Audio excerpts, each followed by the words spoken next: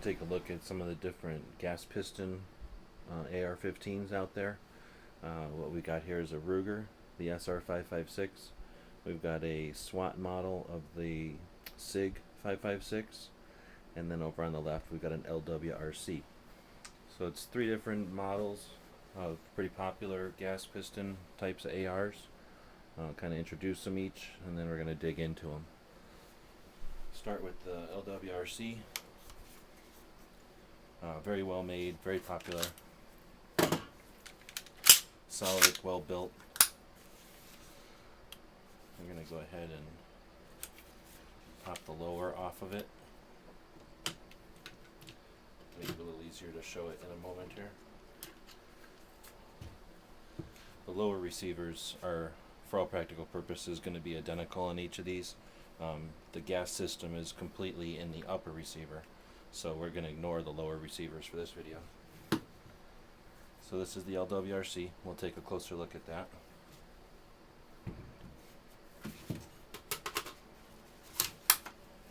Next up, we've got the SIG 556.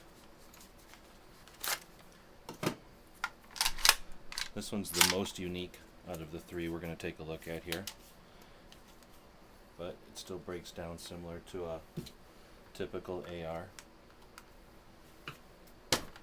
And again, I'm going to go ahead and remove the lower. Now, of course, I just said that the lowers are, for all practical purposes, identical, and of course the exception to the rule would be the SIG, which has a very different, mechanically it's similar, but it's a very different lower receiver. So we'll put that one aside for now. And then last up is the Ruger 556.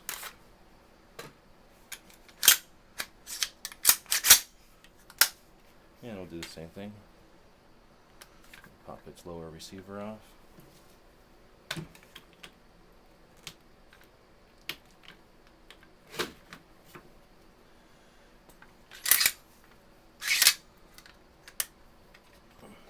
But again, lower receiver for all practical purposes similar to the others.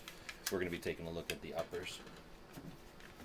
I'm going to reposition the camera now, and we'll take a look at these four different upper receivers. Okay, so we're going to be taking a look again at these three different gas piston ARs. I've got a regular AR here that we're going to compare them to.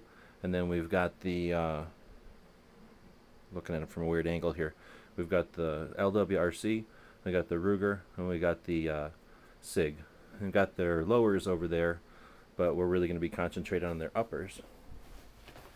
The upper receivers are pretty much going to be standard AR. Inside the upper receivers, though, the bolts and the bolt carriers are going to be a little bit different, so we'll take a look at those. The front ends, the rails, really just a factor of what company's rails they're using. So they're just a bit physically different, but they all sort of work the same way. They all provide the same function, which is to provide a platform, a solid platform for pistol grips, for lights, for optics, for lasers, etc. And then of course barrels just sort of differ. You'll notice that most of the gas pistons, though, use pretty substantial barrels, as opposed to like on this M4 profile on this standard AR. So we'll kind of take a close-up look again. The muzzle devices are different. Again, the standard AR here with the standard A2 style muzzle device. The Ruger has its own muzzle brake. The Lwrc has a standard AR type of muzzle device.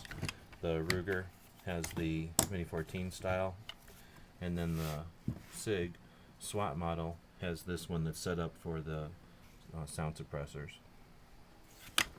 Front sights, again, just sort of a factor of how they've got them set up. The SIG here on top has a HK style front sight post. The Ruger and the Lwrc are actually both run in Troy flip down front iron sights, and then the AR just has a standard sight post there. So again, that's sort of the close-ups of the uppers, and what we'll do next is sort of get into them and take a look at some of the differences.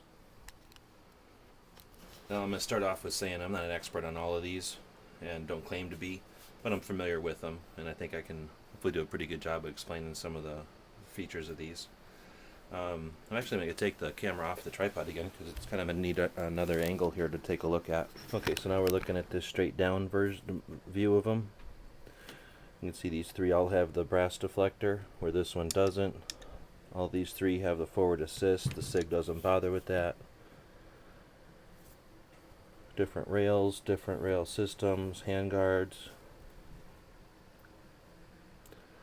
And you can see they're all fairly similar barrel lengths, just slightly different with their muzzle devices. So that was a straight down view just to give you some comparison. You'll notice that some of them have real easy to read numbers for basically witness numbers, so when you take a device off, like an optic, you can put it back onto the same place and be, assured that it's going to be to 0 to the same point of aim. When Troy makes their sights for companies like Ruger or Lwrc, they give them their own symbols or trademarks. Okay, that's enough of the accessories. Let's get into the features of them here. Okay, so we're back at it again. We're going to dig into these uppers, get a better look at what's going on and what makes them different from each other.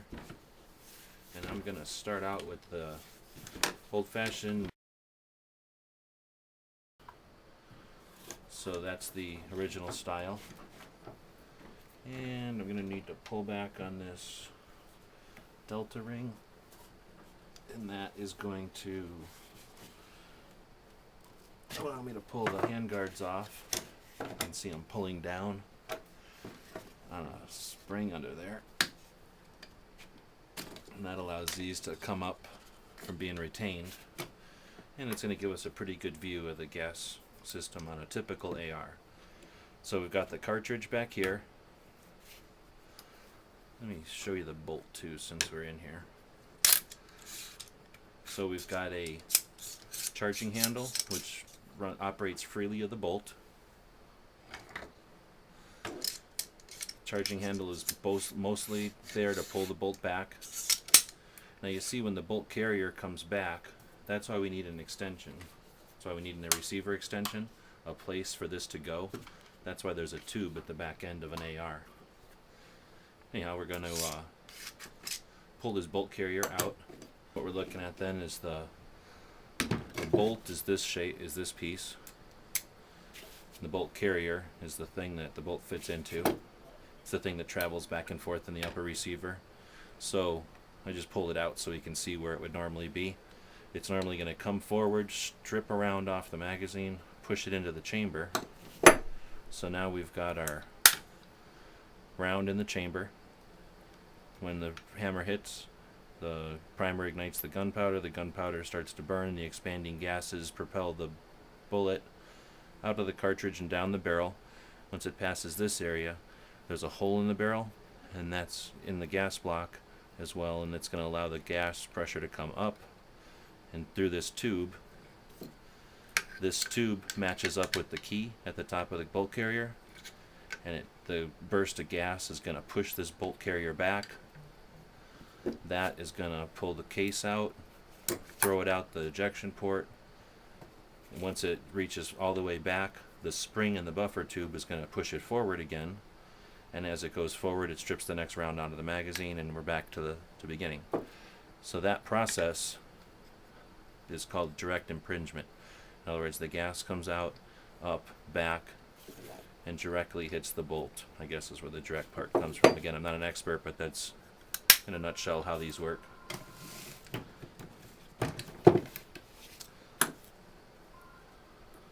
We're going to use that as a demonstration, something to compare the rest of these two. I'm just going to set these handguards aside. So this one's the typical AR. So we'll take a look at this Lwrc. So starting with the back end, the receiver is pretty much the same as a typical AR upper receiver. The charging handle is the same. The bolt carrier is a little different in that the gas key at the top is solid. It's staked in. This is the newer style staking where they machine some slots to get a real aggressive stake there, because it's taken a lot of abuse. You'll notice it's also dovetailed into the carrier, so this is a unique carrier for the Lwrcs, and works real well so far. Looking at the front end, again we have just a typical smooth profile.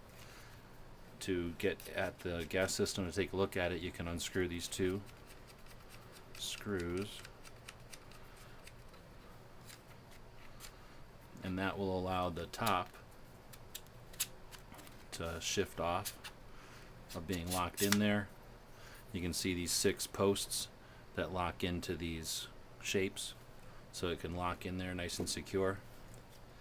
And we're looking at its gas system. This is the Lwrc piston. So the gas is coming through the barrel up through this gas block, which is shaved down so it fits under the rail. It hits the piston here,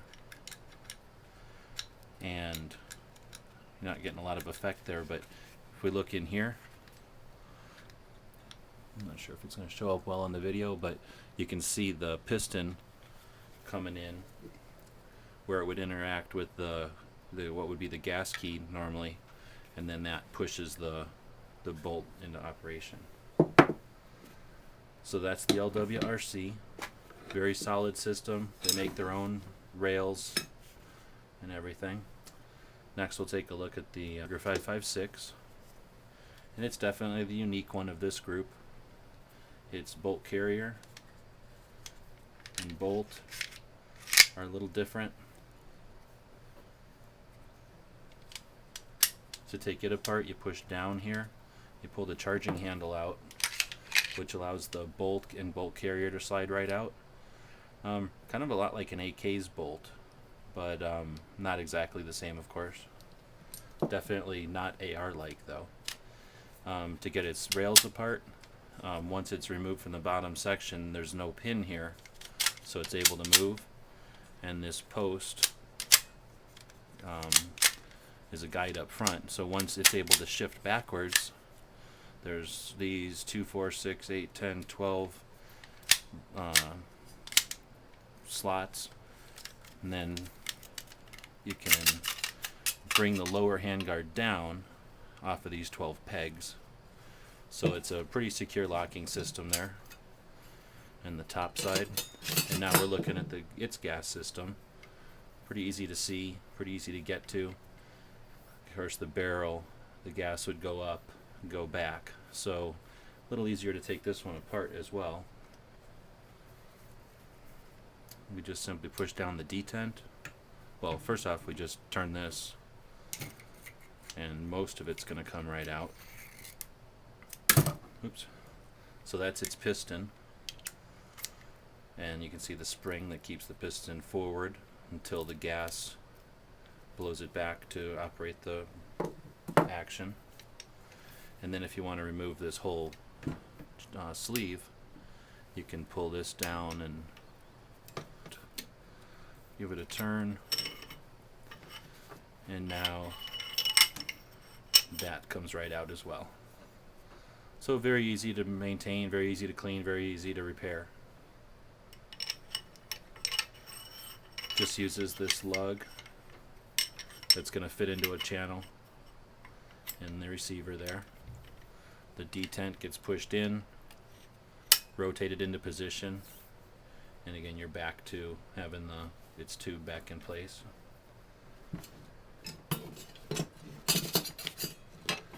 And then last up we've got the Lwrc 5.56. Now this one isn't going to come apart as easily. It's just not designed that way. So we'll start with the back. And we've got a fairly unique bolt. Charging handle is very similar to an aluminum charging handle. It's for all practical purposes the same. The bolt, however, is a little different. The bolt carrier is a little different. You see that the gas key doesn't exist, and it's sort of this integrated one-piece sort of a place for the piston to hit. and then otherwise it's very similar to an AR bolt. Looking at the top end again, it's not a monolithic upper, which would mean that this is all one piece, but it's very similar because the rail on the upper receiver is all roll pinned into the position with the Troy rail, so that it's a nice smooth transition here, nice and even, so you can move optics without losing point of aim. Up front we have an adjustable gas system, and it just has a hole here in the front part. I guess it's the piston, I don't know what it would call it, so I'm not just going to call it a front part, and you can turn that with a tool or the bullet or whatever. And if you turn it to the correct position, there's 3 different positions, I imagine, off, and then 2 other positions for the different types of ammo you might use. Once you bring it to this position, you can just pull it forward, pull it off the rifle. Oh, excuse me, I'm missing a pin. Then we'll push this pin out. Very similar to the takedown pins on the AR. So once you pull that pin, now this piece will come out. And it's a little complicated because of the clip, and I'm not even going to try to explain it. Once you've owned one, you kind of see how it comes apart.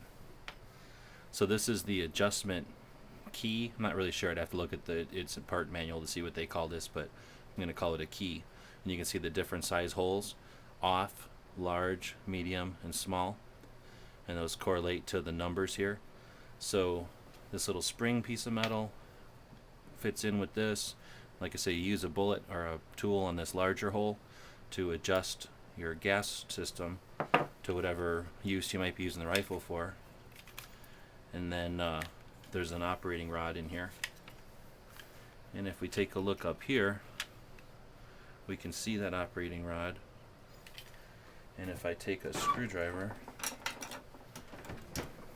and if I poke the rod here and act as if gas was pushing pressure onto the rod, we can see that here inside the upper receiver, that rod is going back and forth, and that's what connects with this place on the carrier to operate the action. So this part fits in to help regulate the gas hitting the plunger or the piston. And everything else is captured with roll pins, and it really doesn't break down that I'm aware of. This is a solid 4-sided rail with no brakes or anything. So this is basically as far as you take it down for cleaning, as far as I can tell. So definitely 3 very different gas systems. They all have their advantages and their disadvantages, and they've all got their fans and their less than fans. Definitely they're not copying off each other. Definitely they're being quite creative in the way that they come up with the operating systems, and they're all very different than the original direct impingement. And let's take this down so we can take a look, closer look. The rail on the Lwrc, made by Lwrc, nice and true, mil spec, strong, lightweight, dissipates heat. It's gas rod, strong, well designed, does what you want it to. You can access it fairly easily for maintenance and cleaning. Not that these pistons need to be cleaned too much.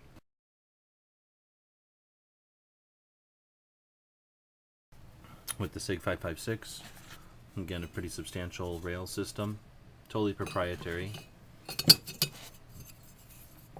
You might see here when it's off the rifle how easy it is to lock those notches in, and then they shift into position, and now they're locked because the pegs have been shifted into that channel.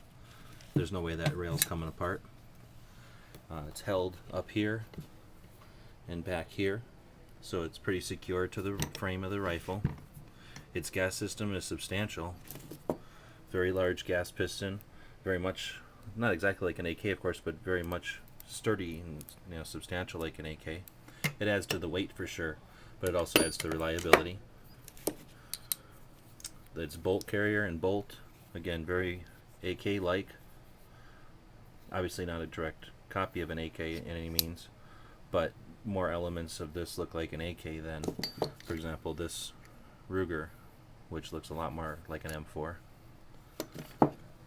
And go into the Ruger, again, very similar to an AR, sort of a closed gas system as opposed to the Lwrc, which is a little easier to get to.